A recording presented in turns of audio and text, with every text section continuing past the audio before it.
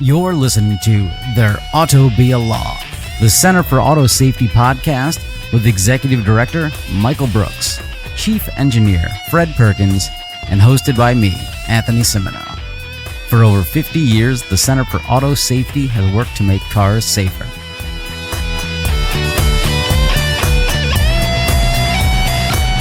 Good morning, listeners.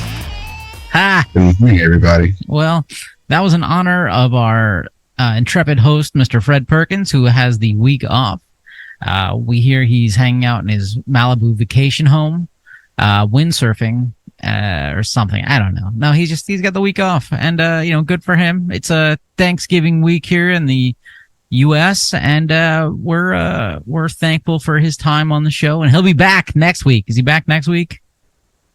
He's definitely back next week. I'll be shocked if we can make it through a few minutes here without him. We can make it through without him. There's no problem. But also, thanks. Let's talk about Thanksgiving, because if you're out there driving on Thanksgiving, don't. It's from a report in the Concord Monitor. Thanksgiving is the most dangerous day to drive.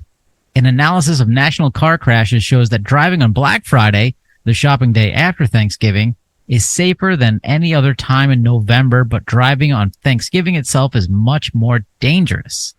And I think driving on Black Friday is safer is because you've already been pummeled and stampeded while trying to get a juicer. Yeah, I think it goes back to that. We talked about when there's more traffic, we see fewer fatalities. That's probably related there because no one can get up to high enough speeds to hurt anyone. I don't know. That's interesting. One of the interesting part of this is I think most of the crashes that are happening on Thanksgiving are not necessarily happening during the day on Thanksgiving. Most deadly crashes happen at night. And the kids have apparently taken to calling the Wednesday before Thanksgiving. You've got Black Friday. Well, Wednesday is Blackout Wednesday. So, and I know it's, at least in my area of the country, there are a lot of young college kids who are coming home from school and seeing their friends for the first time in a long time today. And they all like to go out and partake in various substances. And that really spikes the crash rate around this time of the year. And at least that's my take on it, why we see such a gigantic rise here. Wait, so blackout one. So the idea is, hey, we're home from, we're all home from school and we're seeing high school friends we haven't seen in a while, and we're all going to get hammered. Let's all get drunk and drive. Yeah. It's from a social perspective, it's understandable you want to see your friends and hang out, but, it doesn't absolve you from the responsibility, obviously. And but reliving high school trauma. That is probably the main contributor to this, to the Thanksgiving fatalities. Huh. Well, also in the article it says that the second deadliest day is Memorial Day, which I understand makes sense. Everyone just had a cookout. I had a few too many. Woohoo! It's kind of like Blackout Memorial Day. Blackout Memorial Day? Sure, why not? And from the article, it's perhaps surprisingly, New Year's Eve is the safest holiday. Fatal accidents over the period studied were actually 16% lower than the rest of December. That is very shocking to me. Is everyone getting a cab that day? Who knows? The human behavior is very odd, and these numbers aren't. It's not that every single year Thanksgiving is the deadliest holiday. I believe some years it might, switch over to, could be Memorial Day, it could be Halloween. It also depends on how you look at the numbers, but there's really no other explanation for it other than that, there's already a lot of travel, but generally that travel is, leading up to and after Thanksgiving. I know some people do drive, long distances on Thanksgiving Day, but it doesn't seem to be as busy on the roads on Thanksgiving as it is during the period around Thanksgiving. So I don't know. I remember driving back Thanksgiving night one year, and it's on the New York State Thruway, 2-lane highway. I'm in the right lane, which is the slow lane, and there's a guy behind me honking the horn, flashing his lights at me, like, speed up. And I'm like, dude, there's the passing lane to the left. Like, why are you doing this? And I'm doing, a little over the speed limit, not a crazy amount, but I'm moving with traffic. I mean, there's a car in front of me a good distance away, but this guy's like insisting I speed up instead of passing me. And then when he eventually goes to pass me, he slows down the car and gestures at me wildly, very offensive. Like I don't understand what happened there. There was so. That's weird. Maybe, he ate too much turkey. He was trying to get home for his nap. You did say this was New York, right? So that does explain something. No, it was not New Jersey. It was not Virginia. Okay. It was, it was not Massachusetts. Okay. People in the state can kind of drive. I don't know. So listeners, if you're out there and you're in Thanksgiving traffic, bumper to bumper to bumper, hey, you'll be safer, more frustrated. But don't drive like a maniac, because we're watching, we're listening to you. We'll ensure that the National Traffic Safety Bureau gets on intelligent speed assistance. How's that for a transition? National Transportation Safety Board. Damn it, National Transportation Safety Board. Safety Board. Sorry. Board. I said Safety Board. So there's something we've talked about before, called the speedometer in your car. And for whatever reason, they go up to like 180. We don't know why. It's the dumbest thing possible. Well, here's why. And I hear this a lot, that speedometers shouldn't go higher than a certain amount. The problem is that the cars go over the certain amount. And when you've got someone driving a vehicle at 115 miles an hour, you want them to know how fast they're going, right? You don't want to take away the ability for someone to objectively be able to evaluate what speed their vehicle's going. What would work here is a lot like what, we saw in the Fast Company article from David Zipper. Why is the car going that fast in the first place? And why are we building cars that can achieve these speeds? So the NTSB was studying a crash in Las Vegas where some guy who was high on cocaine and PCP, Anthony's favorite combination. Hey, it's just a Tuesday afternoon. Yeah, he drove right through a red light at 103 miles an hour, and basically killed all 7 people in a minivan.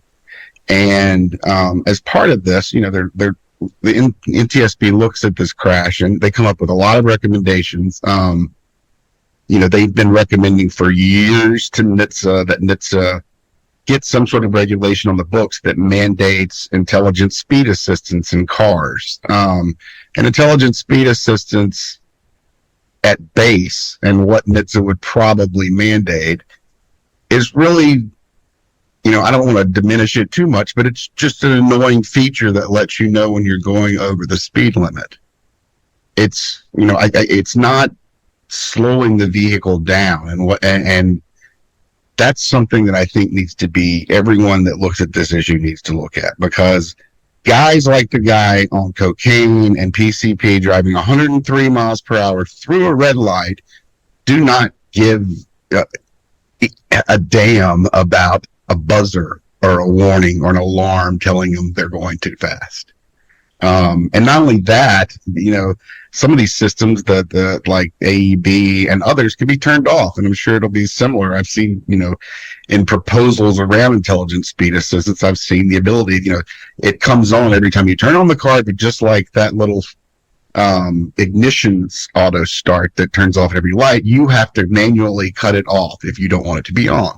So there's a button that allows you to do that. And in the intelligent speed assistance, I'm sure there will be another way to turn it off. So in our world of auto safety, it's not really intelligence and it's not really assistance. It's just a warning. What we really need to do is either build vehicles that cannot exceed the maximum speed limit, first of all, and then know what the speed limit is wherever they're traveling, and will not exceed the speed limit. And that's not really what the push is for here. It's for intelligent speed assistance, and there's another, they're calling it active intelligent speed assistance, would be the type that actually intervenes and slows the vehicle down or prevents it from getting to certain speeds. And that is what we really want to see. Because people who are speeding and driving recklessly just don't care about warnings and buzzers. That's not going to have an appreciable impact, I don't believe, on the fatalities we're seeing from speeding and the, God, who knows how many injuries every year. And so until, I think the NTSB should be even stronger here. I mean, NHTSA hasn't done anything yet here. They've been, basically ignoring this issue. There's a lot of political pushback on this issue because people want to speed. On cocaine and PCB. Yeah, but ultimately, if you're not stopping those people, you're not going to address the problem.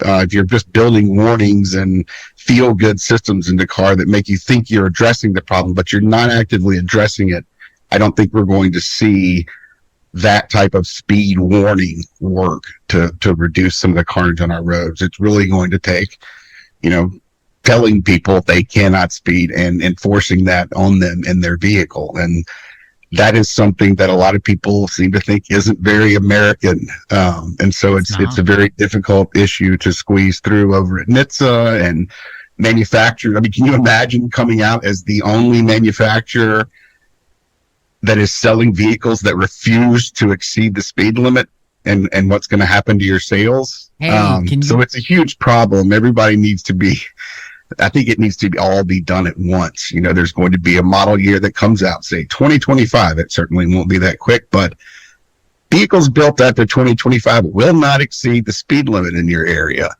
And then, it's going to take many years before the entire fleet is replaced with vehicles that refuse to exceed the speed limit. Okay. So it's a long process, but if you're starting with warnings, you're never going to get to where you need to be, I don't believe, to ultimately solve the problem. Okay, so let's just back through this. So the passive system you're talking about is an alarm. Basically, it has a database, and it can track where you are on the roads and says, hey, based on where you're on the road, you're going a little fast, and it'll go ding, ding, ding, Yep. ding, ding, ding, ding, kind of like a seatbelt warning system. So if you make it that annoying, no one ignores that. What you do at best case is I'm just going to plug the seatbelt in and sit on top of it because freedom. And you can't do that with this system. And if you bury the menu far enough, only maniacs will dig through software to try and disable it. The active system, if I'm right, is if you exceed the speed, it will let you go above, some certain percentage above. Yeah, there's a little, let you go a little above. Kind of like what you would passing. Normally do, maybe 4, 5, 7, somewhere in there, miles per hour. 30, 40, something like that. And that will force you to use more force on the accelerator to continue at that speed. But what I want to know is the question is okay, so cars at one point they tried to have governors in them basically to say, hey, the car can't go this fast. And even from this article we're linking to in Fast Company, it says that modern automobiles do use a governor to limit engine damage, but the threshold is set absurdly high, often at 155 miles per hour. Even safety-conscious Volvo allows its cars to reach 112 miles per hour. Governors are clearly not the solution because they're only going to address one speed. I mean, even if you governed a vehicle to 80, say, nice, reasonable, well, somebody can still go 80 in a 25 mile per hour school zone. And, governors are useless when it comes to all the different speed limit zones we have. Unless they might, a governor at 80 certainly might have helped out in the crash in Las Vegas that the NTSB was looking into. And it would prevent a lot of these, really higher speed crashes. There was the one in Los Angeles about a year ago where a nurse was trying to get to work at 100 miles an hour and killed a car full of people and walked away. Those kind of things could be eliminated somewhat with the governor. But ultimately, with the huge number of pedestrian fatalities that we're seeing and the rise there every year, speed is not just an issue on, interstates and highways where you can go very fast. It's a huge issue in urban areas where there are low speed limits and, people are driving at criminal rates of speed, double or more than what the posted speed limit is. But I guess my question I want to come to is, okay, first I'm going to play the role of, I'm going to channel my inner Fred. Oh, all right, Michael, quiz. What state has the highest speed limit? I think it's somewhere out west, like Montana. Or somewhere it's Texas. Wyoming. Do you know what the speed limit is? Is it's it 85 miles per hour for cars? for right? cars. Yeah, I don't know. Right. So Texas has the maximum at 85 miles per hour.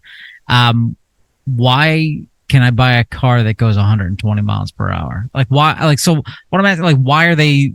What's the point of selling cars that can go that fast? Like my little Corolla, its speedometer will go up to, I don't know, 150, 130, something like that. Yeah. I'd be afraid to hit 100 miles per hour on that thing, as I'd imagine it would shake and fall apart. Like I don't need that kind of power in a 3-cylinder car. Maybe it actually has 4 cylinders. I don't know. Yeah. I mean, a lot of people, you see them on the roads that are going faster. Yeah, but the question is like, right? I mean, okay, I get there's the lame marketing people who are like, it goes 0 to 60 in 3.2 nanoseconds, but like, who does that? Teenage boys. Not really us, but I got a ticket for 60 and a 30 when I was 15, right after I got my driver's license. Yeah, so teenage boys. Yeah, and boys will be boys, but some boys never grow up. I guess I hope I've grown up, but some boys grow up and they are buying cars, and if you're limiting your vehicle to 80 miles an hour, for instance, they're not going to buy it. They're going to go to the guy who's offering 100. But I guess it's coming back to the whole NHTSA thing, is like, why are they allowing cars to be manufactured that go that fast? Like, why are they allowing those things to be sold?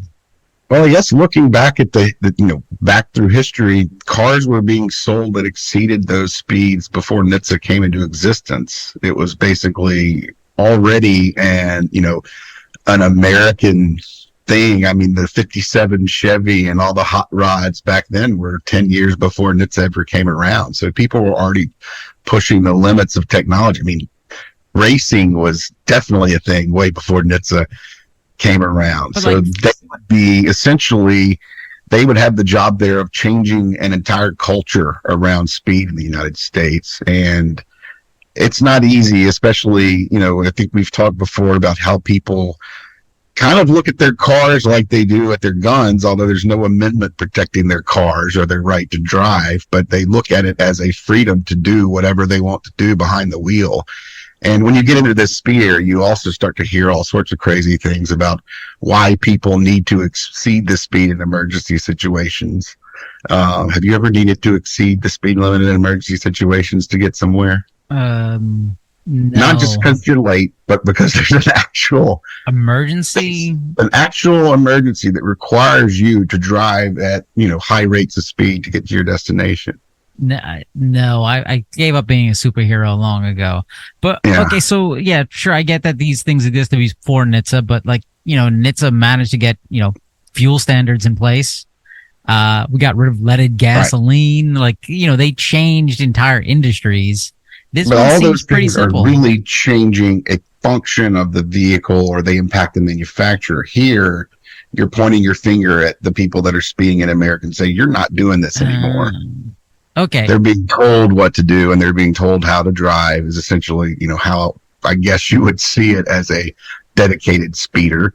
And that is un-American to them, I suppose. But it's just, there's backlash against this. I mean, there are, drivers' rights groups that this is one of their number one platforms and ways to raise money is by telling Americans that their rights are being taken away, when ultimately we're just trying to make the roads safer and not have 13,000 speed related deaths on the roads every year. Yeah, I think it's, they're taking away my right to smash into people on bicycles. Like, it's just a silly argument, but okay. I get what's happening there. Okay, so we're going to continue on this with speeding. Everybody, hey, speeding's fun. Actually, listeners, before we continue, write in, let us know. I'm really curious, have you ever had to rush somewhere in an emergency where you had to go way over the speed limit to save a kitten out of a tree, or the typical movie scenario? No, that's not the emergency. No, but the typical emergency you see in movies is like, oh, my wife's water broke, we need to rush to the ER. Like, I mean, that's the Hollywood trope you see, but like, I mean, short of, because of like, hopefully if you got shot in a bank job, You've already got stuff set up. You've got your medic hidden away. You know, that I'll let slide. Say, yeah, you can speed in that emergency, but you know, don't. Yeah, that's not an emergency either. I mean, you created that emergency through your illegal bank job. Well, so you know, you know, that's not a compelling reason not to put speed limiting technology in cars. All right, bank robbers to get their wounds healed faster. Clearly not a fan of bank job movies. I mean, the very, very few things that I might agree with, a specialized surgeon who has to make it to an operating room to save someone's life. There are situations where I think we need to say, sure, that makes sense. But to give that ability to every single human being out there, half of whom often show that they can barely operate at the speed limit, is probably a bad idea. Agreed. But hey, listeners, let us know if you're a specialized surgeon and or interested in getting involved in a bank job. So there's another article we're linking to from WUFT. Woofed. I'm a child. It's talking about new road safety report shows reduced pedestrian fatalities using speed detection systems. Basically, these are the speed cameras that once a month I get a ticket because of someone I live with who keeps speeding too much in a school zone. But okay, I'm gonna give her a pass because they changed the school zones in New York City to be 24 hours, and so she's gotten 2 tickets for going 35 in a 25 school zone at 11 o'clock at night on a Sunday, which I think is nonsense because that school is not open. I mean, sure, we were doing PCP and cocaine that night, but that's not why they got the speeding ticket. But the article points out basically having these LiDAR and radar systems that, that announce to the user, hey, we're going to catch you for speeding, causes people to slow down driving, i.e. impinge on their freedom. And this reduces traffic pedestrian fatalities. So this sounds like a good way to do it. Yeah, and this was Florida, and they've actually done this in Virginia recently as well, as these school zone speed limiting cameras. I mean, it's kind of an easy target to place these things, and a good place to start because no one's going to agree with speeding in school zones, and there are areas where the speed limit is lowered to protect people essentially crossing streets, young people crossing streets. And there's, speed cameras get a lot of flack, but when you actively use them and the very important part, you actually enforce the outcomes. You have to collect the fines. You have to pursue people who don't pay the fines. When you do that, that's something that DC has kind of failed on lately. They've got a lot of speed camera, and they've got, you get drivers who are racking up thousands of dollars worth of tickets, who never pay them and continue to speed. And so you have to enforce those fines as well in order to see a behavioral change. But people become very aware of them really fast. On the interstate, near me on 295 going into the DC area, there's this one spot where there's one camera, and everyone on the highway slows down to 50 miles per hour right there. Almost no one misses it because it's popping up on Waze, and the people who drive that way every day know about it. So they work. I mean, there's no question they work. People just don't like them. People don't like being caught. People don't like paying fines. But the fact is, if you put them in, look, speed cameras could be put on every road in America. I mean, ultimately, here's what it's going to come down to here. Either we're going to have active speed limiting technology in our cars to eliminate speed related deaths, or we're going to pepper our entire country with speed cameras, which, might open a whole host of other problems for some of these freedom advocates who think they need to be able to speed.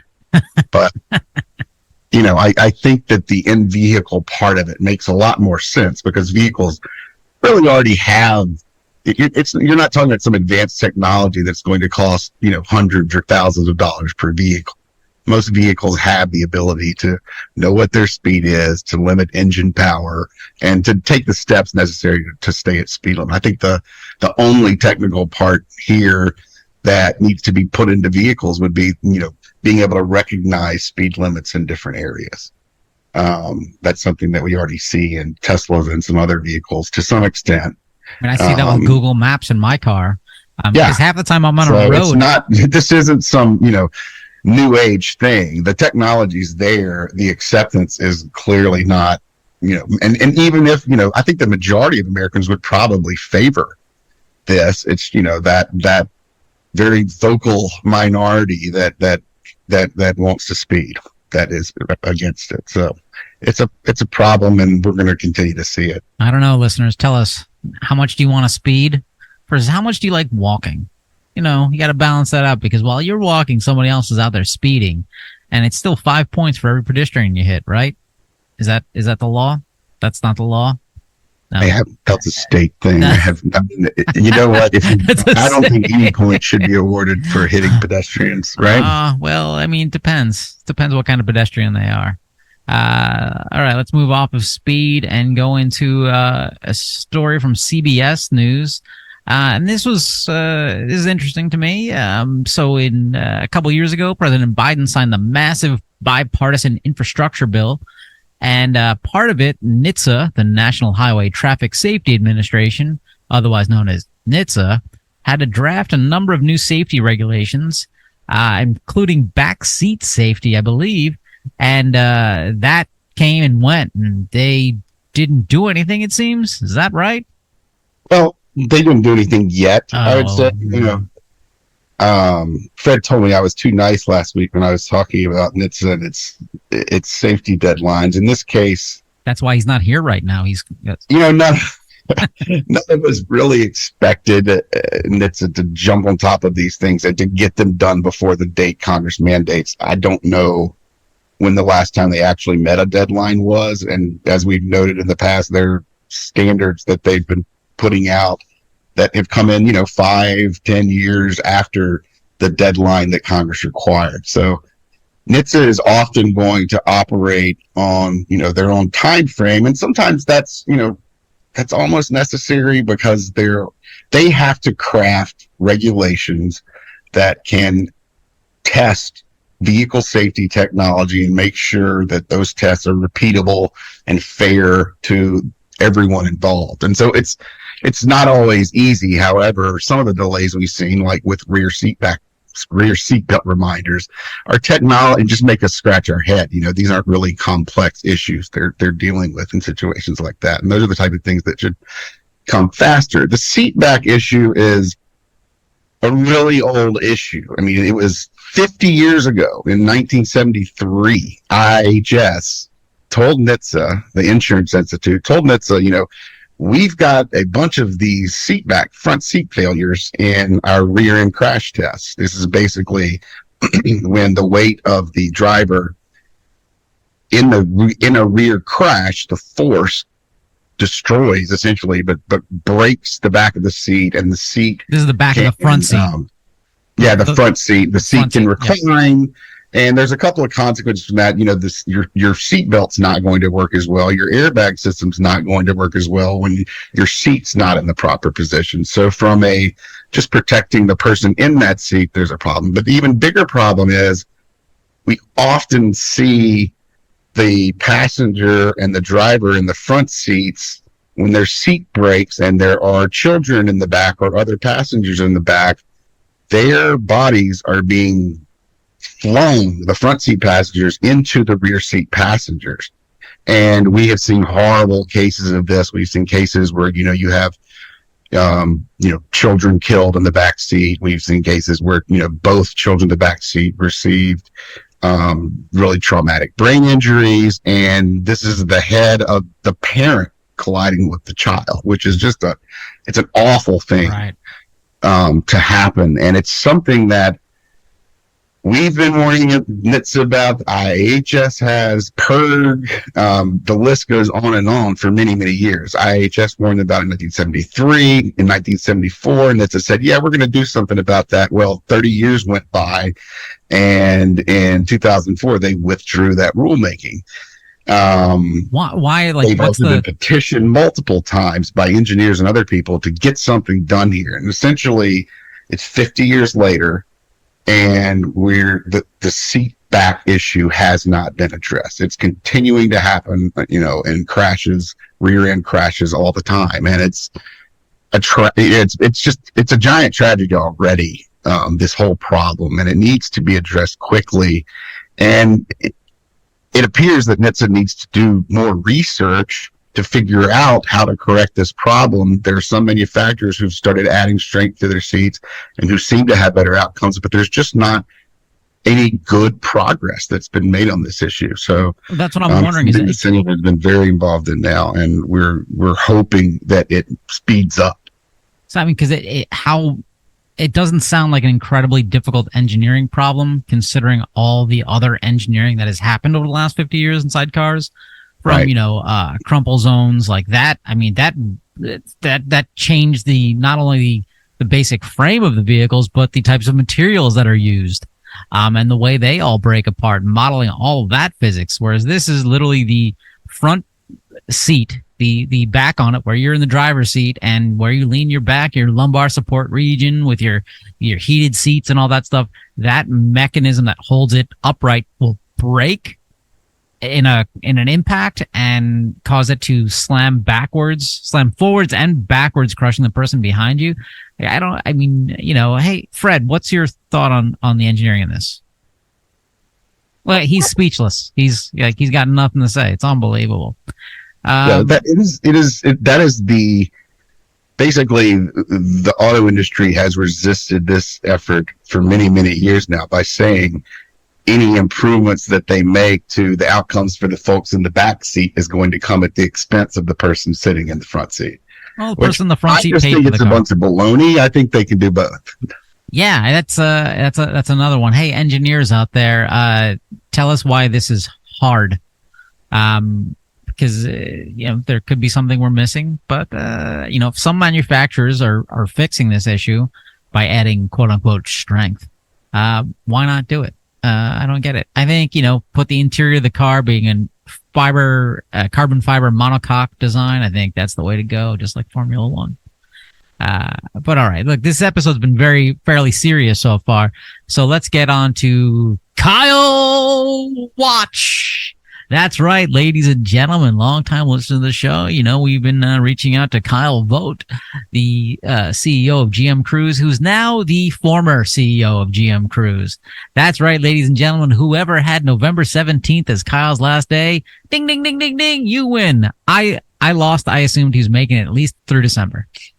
But it turns out when you're a tech bro and you're full of hubris, to put it nicely, eventually that's going to catch up with you and bite you in the ass, especially when your car drags a pedestrian 20 feet and then you try to lie about it. And, well, it's not really a good look. So, yeah. So General Motors, they first, before this, they put a lawyer in charge of the company. And they said, hey, we're going to stop all of our vehicles. We're going to regain the public's trust in us, which, I mean, General Motors, like, who's really got a lot of trust in that company? I don't know. When it comes to safety, I don't think, hey, General Motors, they got it down. No, that's never occurred to me at all. I don't think anybody has. I mean, if anything, General Motors has a long history of like, hey, let's put stuff out there, have it explode, pretend it didn't happen, wait a decade, then pay $1 billion in fines. See the GM ignition failure problem for a most recent one. So GM, they eventually like, Kyle, you get to, we're firing you. But when you make that kind of money and you're a white guy, you don't get fired. You get to resign. You get to resign and you get to post stuff on Twitter and be like, hey, everybody, we're doing really good work. It's great. So one of the things I'm going to jump on here on Kyle is, so Kyle is he's the typical tech bro who, they're like a child that walks into a room and thinks, wait, I've just discovered this room. No one's ever been here before in the world. It's stupid. And it's going to save everyone. Yeah. So, Kyle, a few years ago, he said, basically, we as a society seem to be focused more on the anecdotes and headlines than on the real problem, referring to the fact that his cars keep crashing into things, and the real problem being, 40,000 deaths a year in car crashes. We agree 100%. 40,000, bad number. We keep, groups like us and others work to keep getting that lower. But you know what? Kyle thinks he was the first person to discover this problem. Like, that's the problem with these tech bros. They think, wait a second, I've just learned a new fact. I've learned it. This is the first time I've learned it, so I must be the first person learning this. This is how I'll do this. Ignoring the fact that people have been working on this issue, not just organizations like the Center for Auto Safety. Go there right now and donate. But, a bunch of engineers, the SAE, Underwriters Laboratory, everybody has been working on this. Legislators, there's a whole bunch of government acronym soup that's been working on this. And so instead of thinking, hey, what's the easy way to solve this and make an improvement to actually lower those number of deaths, he's like, oh, I'll do remote controlled cars. I had one as a kid. I loved it. Thinking, hey, let's, there's already... I gotta think Kyle is a little more sophisticated than you're making him out to be. I don't, look, my experience with the tech bro world was, I remember they're all like, hey, there's problems with poverty in sub-Saharan Africa. Let's give them all laptops. And I'm like, hey, how about let's give them potable water? That will save lives. So essentially, that's what this whole self-driving nonsense is. Hey, let's give people automatic emergency braking. Let's give them things like vehicle to infrastructure. Let's give them technology that's available and works today and just keep making it better. But GM, they got caught up in this, and they've been spending billions of dollars, and they were under the impression that by 2030, I believe that this was going to be a $1 trillion market, which is amazing because the entire global ride-hailing industry is under $30 billion. So that's phenomenal growth. And GM thought, hey, we're going to own that as a $1 trillion market. So I think eventually Mary Barra, she was like, wait a second, what is this stuff we've been smoking? Let's not do this anymore. So, hey, we give thanks to Kyle for his service in Tech Brew Hubris. Yeah, I mean, that's a lot of what the problem here is, hubris. I mean, we kind of noticed an uptick in some of the push to pin a lot of bad things on human behavior and say, oh, we can solve this. Right around the time that he took over at Cruise, there's certainly been a pretty heavy lobbying push. We know they're lobbying state, governors, legislators pretty hard, particularly in California. I know that Gavin Newsom has been lobbied pretty hard on these issues, which is why he has vetoed good ideas like putting safety drivers into autonomous trucks. But ultimately, I think the problem here is that the technology is just not mature. GM is used to putting out a new model every year, right? 2023, 2024. They're going to put it out come hell or high water. But in this case, the technology is simply not mature. You can't say you're going to put out a robo-taxi that works and is safe and then do it in a 2 to 3 year span. I mean, ask Waymo. They've been saying it's coming for over a decade now, and it's still coming. And it's a slow iterative process that requires, in my opinion at this point, still requires a trained safety driver. And Cruise just wasn't patient, basically. They started expanding to other cities far too quickly before while they were still having massive problems in San Francisco with the fire department and with, and all the other things we detailed. So it's simply going to take time. You're not going to be able to get this done on, the schedule that your investors would like you to. It's not, a 1 year or 2 year or even 5 year plan here. It's further out in the future. And if your investors aren't happy with that, then perhaps you should be in another business. Well, I think Honda agrees with you, and that's why they pulled out of GM Cruise a while back, and that's why Ford and Volkswagen said, yeah, let's shut down our self-driving business because this is not going to happen. Like, I bring it up all the time, and our listeners are probably tired of hearing it, but I just don't see the use case, for the robo-taxi above an Uber or something else. Obviously, okay, it's safer, but when you're talking about humans who, there's one death every, X 100 million miles, that doesn't really factor into people's choices so much. You're not going to say, oh, I want to get into this robo taxi because it's going to keep me safe versus this Uber that can carry my groceries at the house for me. It's a tough choice to make, and it's not something people are ever really going to wrap their heads around to the extent that I think robo taxis become a clear leader in the area. It just seems like they're throwing a lot of money at them. But even once, you've got a system of, urban robo taxis, are you going to make that much money on them? Are you ever going to realize your investment? I don't know. No. I mean, I think trucking and some other areas are probably a lot, there's a lot better chance that investors are going to end up happy in the end versus, we've seen Uber, struggle for many years to achieve profits, and they've got real humans driving their cars. I just, I'll digress and just repeat once again that the use case here for these is, I'm still skeptical. Yeah, I'm skeptical, but I love the idea of driverless cars. I love this entirely. I joke with my wife all the time saying, hey, we're going to be retired. We're going to get a Winnebago, and it's just going to drive us cross country. I think we would all love that if we knew. Great. If we knew it was going to be safe. I mean, obviously nothing is going to be 100% safe. Right. And so something that's safer than me, I welcome. That's just not here yet. Well, I mean, I've never seen you drive, so I don't know. We'll see. And you never will. Oh, you're like Elon Musk that way. I've never seen him drive either. Because if I come to see you in New York City, I'm not going to be in a car. Smart. There's no need to be in a car here. Yes. I hate driving in the city. I had to do it the other day because I had to drive a friend somewhere. Because mass transit just wouldn't take us where we needed to go. But anyway. Well, plus parking overnight is what, $70? Good Lord. Well, you can just drive around the block a bunch of times. So GM Cruise is essentially still on a death watch. They canceled their employee equity plan a week or two ago. Reinstated it. Oh, they're like, we got to reprice this because it turns out the numbers we've been making up, no one believes those BS numbers anymore either.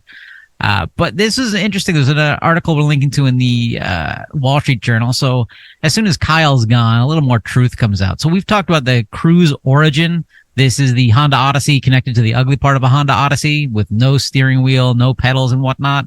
Well, apparently, I didn't know this, but they were out on the streets of Austin. They weren't picking people up, but it did like GM Cruises do. It spazzed out and drove full speed into a building. I mean, thankfully, no one was hurt, but then you have a problem of how do you move a car with no steering wheel, no pedals, anything like that out of a building? GM Cruise employees showed up with a blue tarp and covered it. Nothing to see here. Nothing to see here. Oh, my word. GM Cruise. Well, I'm sure Kyle's having a... Yeah, and that's the other thing, GM came out, Cruise came out, and I believe it was a tweet from Kyle saying, essentially that they'd gotten federal approval for the origin exemption to operate it, and that was months ago, and we still haven't seen that yet either. So, I mean, it kind of gives you a window into the loose approach to truth that they're taking over there, and that, I think a lot of tech companies take in this space. Yeah. So listeners, especially out in the California area, if you're wondering, wait, how do these things actually get on the road here? Everybody in San Francisco, in Los Angeles, we're against these things. How did they get on the road here? So Michael pointed out briefly to it. There's this lobbyist tied to the governor. And this lobbyist used to work for Newsom, and basically his company, Axiom Ventures, is it Axiom Ventures? Axiom something or other. They've been, Cruise has hired them to have this guy go to his buddy Gavin Newsom and be like, hey, Gavin, these things are safe. And Gavin's like, cool. How much of a donation do I get? And he's like, gotcha. That is the long and short of it. Prove me wrong, bro. Yeah, that's the long and short. I mean, the real short of it for us is that I think Gavin Newsom, he's been fairly disappointing in this area. That's the title of the episode. With the vetoing the truck bill, but in some other safety issues we've been involved with. And when, I think it was a couple of weeks ago when he was speaking somewhere, I mean, he literally sounded like someone selling driverless vehicles, and selling this idea that they're there and they're going to save us all. I mean, that was that was the message that was coming out of his mouth, which suggested to me that's the message he's heard a lot. And, you know, when you talk to people who are involved in this industry and they're going to these different, you know, events that are hosted by Waymo or Cruise or any of the driverless companies, there is a ton of hype. It is, you know, there are disabilities advocates saying it's going to save them. Everyone there thinks that the safety implications, you know, of this technology mean that we're going to eliminate fatalities. And, you know, there's just all this rah-rah. We're going to save the world. This is the greatest thing ever atmosphere. But the fact is we're just so far away from that at this point, you know, you can't, I don't know, it's disconcerting to see a governor get sucked up into that mindset without really being able to look at the facts on the ground and where the technology is right now. So we would ask Governor Newsom, take another look at this and try to look around all the lobbyists that are standing in front of you. Yeah, so this was the perfect storm. So we had the tech bro hubris. We had a governor who was lobbied, we'll put it lightly. And then we had a company called... That's not exactly it. That's an unusual event. And GM.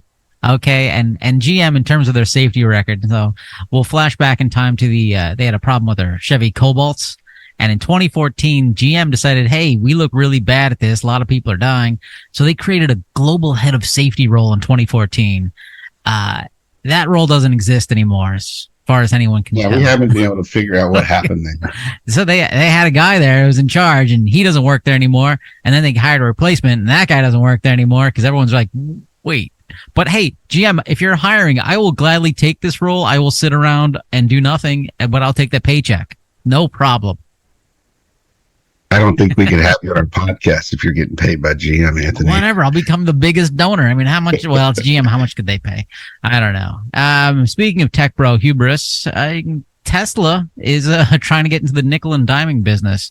Tesla it's like every day there's something new and exciting and stupid. Well, this one's even new. I mean, it's, you know, they're essentially saying we're gonna charge you for things that you bought with your car. Like, yeah, we know your car came with heat seaters already installed and working, but we're gonna make them a subscription. Yeah. So if you you know, your Tesla came out of the factory and it had rear heat seaters installed, but you want to turn that on, turn it on anytime, $300. Like, how about don't put that in my car? Because I just look at that as like, if I'm a consumer, you sold me a car that has something in there that has a potential for failure that I didn't ask for. And what could go wrong? It's adding weight to the vehicle when it's pre-installed and you don't really have a choice in it. Yeah, so Tesla's playing with that.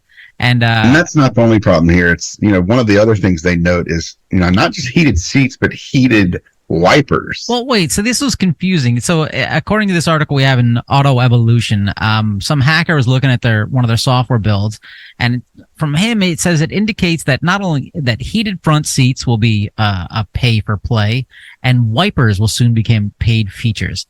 Now, a heated wipe? Why it has to be a heated wiper because you can't make wiper subscriptions. They're required by federal motor vehicle safety standards. Well, what's a heated wipers are above and beyond, right? They're not required by the government.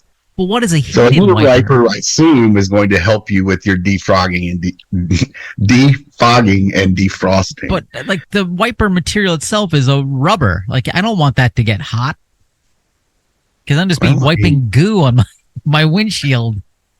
You know, I'm sure they work great. Otherwise, people wouldn't be willing to pay for them, right? I don't know. It's Tesla. Who knows? I'm sure they work great. But, you know, it does. You know, that's one of the areas where things start getting creaky on subscriptions when you are charging people for features that would make the vehicle safer if they were active. Like if someone gets in a crash because their window's fogged up, and you know you had just canceled their subscription to the heated windshield wipers, then, you know, that's a problem for us. You know, we don't think that anything remotely related to safety should be, put out as a subscription, whether or not it's required by federal standards.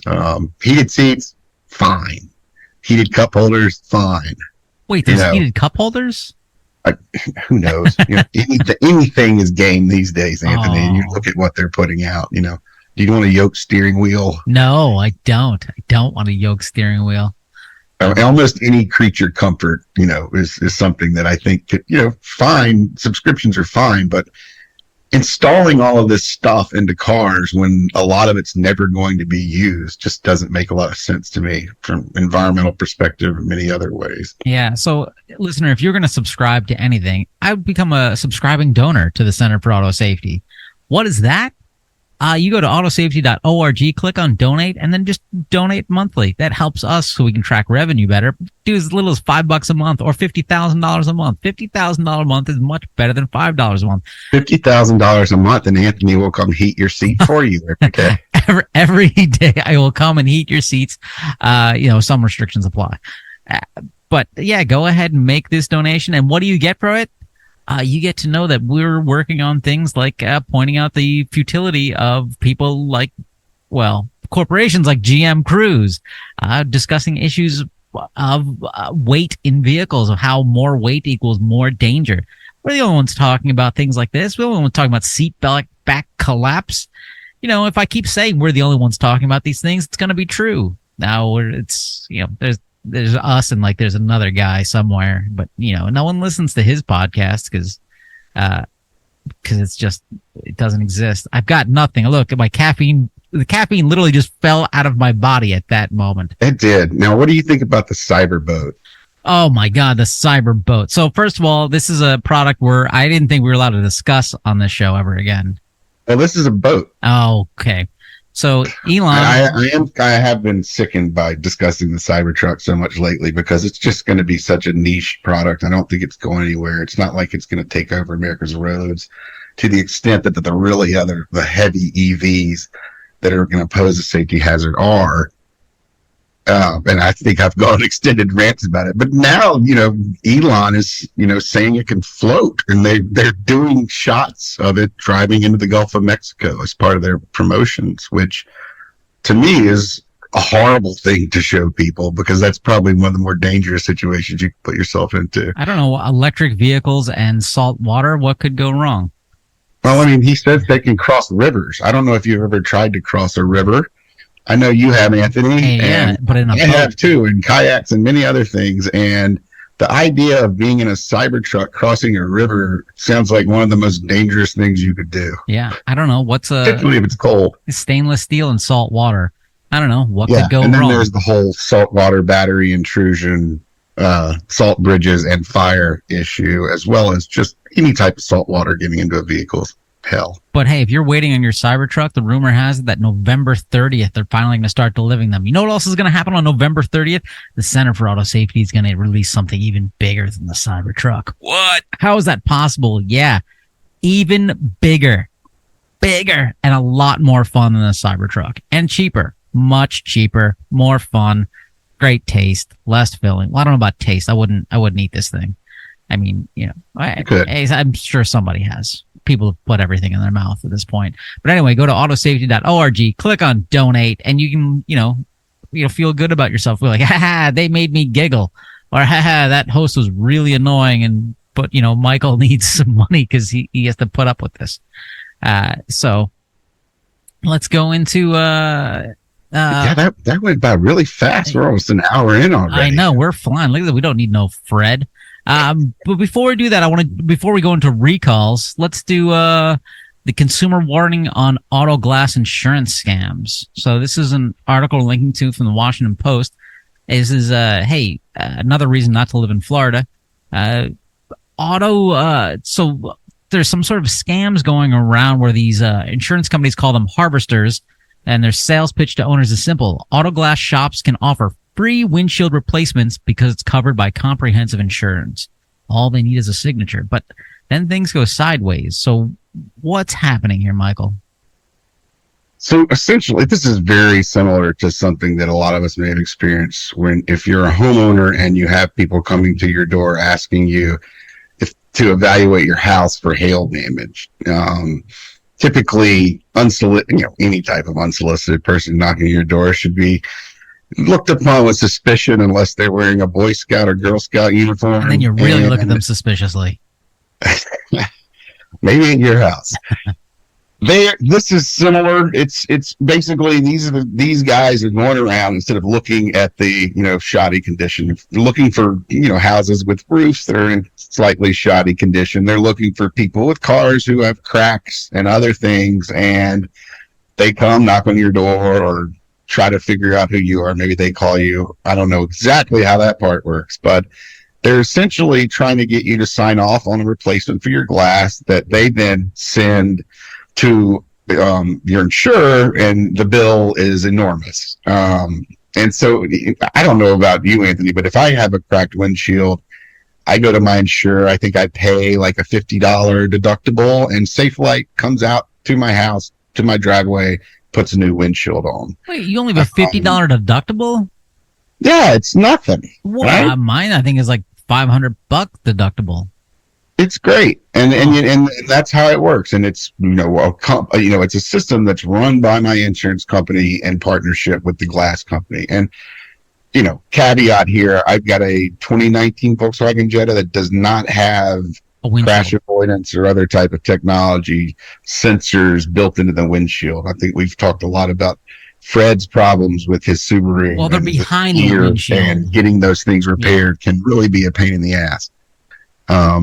So that's one issue here. You've got these, basically they're scamming insurance ultimately, but what's happening is that there are a lot of lawyers in Florida who are getting involved with this. I'm not sure. It seems like, these aren't the kind of lawyers that are, I don't know, maybe they're out of work or they have a low caseload and they're having to take on some really shady lawsuits, but it's driving up insurance for everyone else in Florida because, everyone else who is doing the right thing and getting their, paying their $200 or $50 deductible is having their rates rise because the insurance companies are having to fight off these, lawsuits and all these other outside glass shops who, are charging them really high rates of repair, really high rates for repair.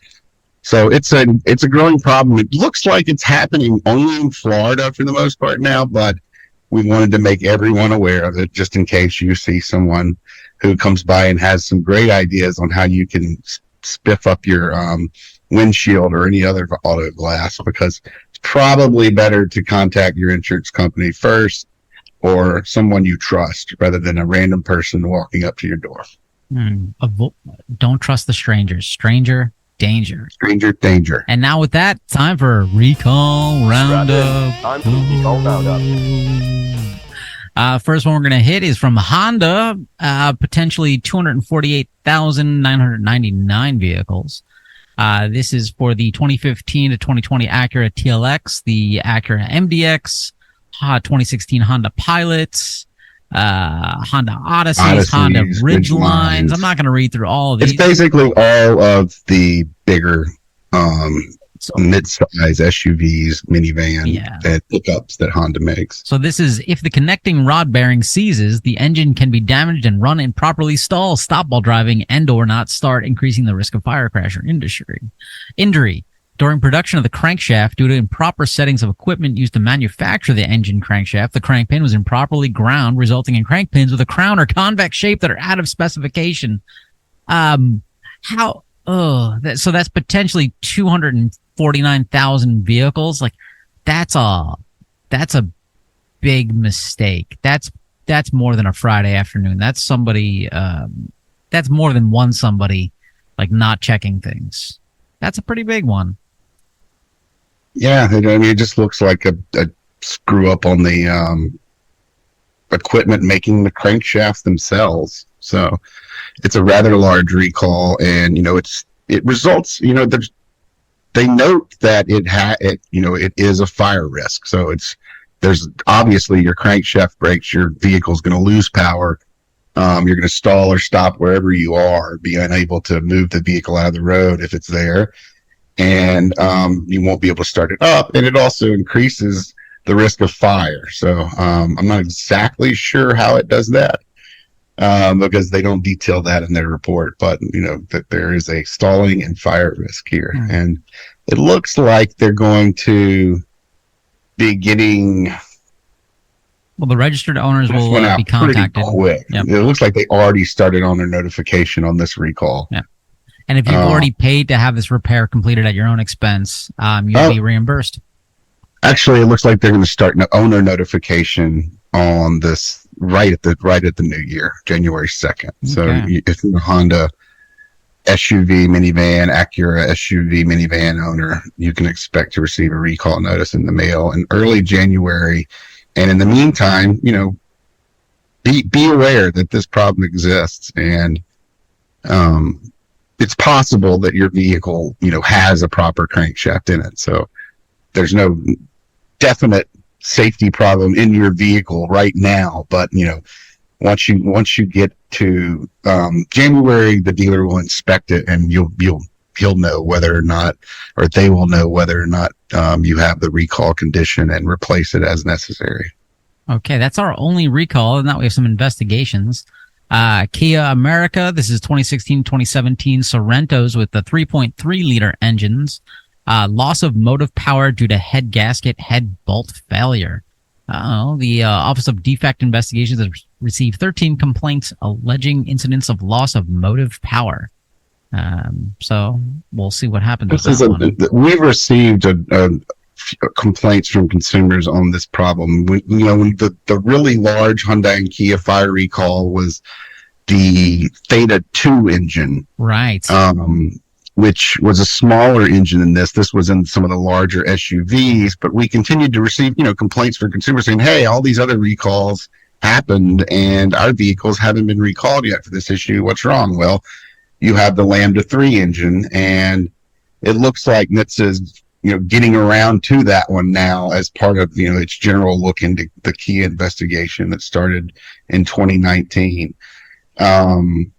So we'll see what happens there. The other Kia related thing this week, there's what they call an audit query. And so we talked about a month ago about the Kia and Hyundai anti-lock brake system fire issue. Right. And as it turns out, most of those, or I think all of those recalls involved a specific anti-lock brake system module and the HECU, the hydraulic electric control unit, manufactured by one equipment supplier called Mando, Mando. And so over the course of 7 years between 2016 and 2023, Kia and Hyundai issued 16 separate recalls on these issues. And so that covered about 6.5 million vehicles. So what NHTSA is doing now is going back and saying, you knew this was all one manufacturer and similar problem in all these vehicles. Why did it take 16 separate recalls over 7 years to get this safety issue addressed?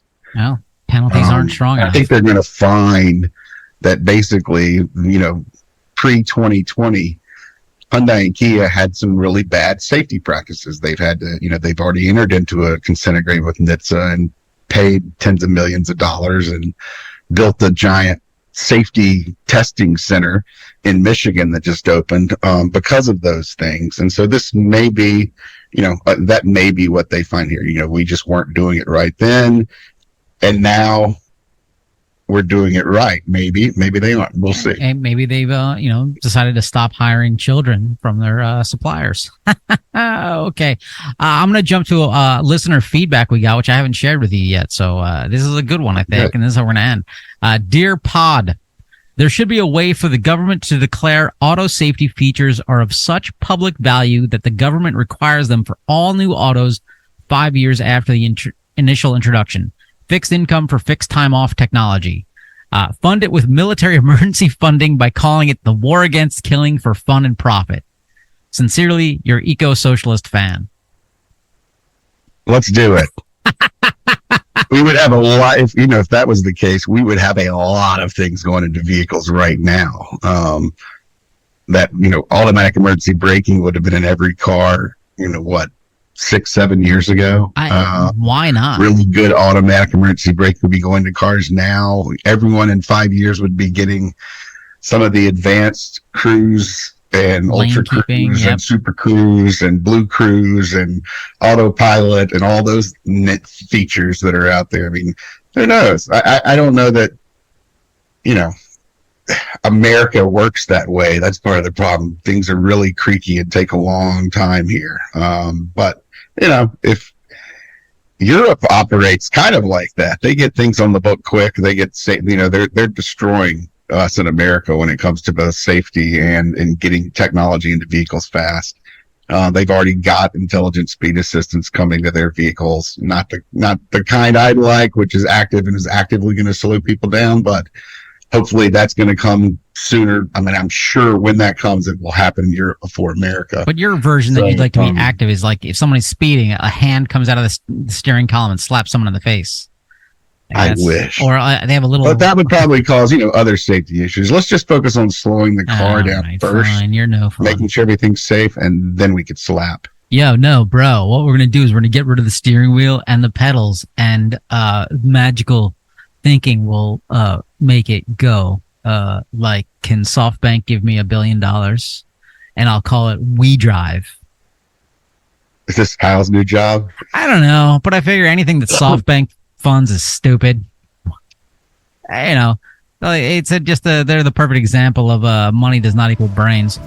Hey, and with that, listeners, because you definitely have brains and maybe you got $1 or $2, send them to the Center for Auto Safety. It is tax deductible. Oh boy, we love those deductions. Thanks for listening. We'll be back next week. So we'll senior correspondent Fred Perkins, and we've got some more things to talk about. Maybe we'll talk about Hoboken and pedestrians. I want to. So thanks. Bye. Bye, everyone. For more information, visit www.autosafety.org.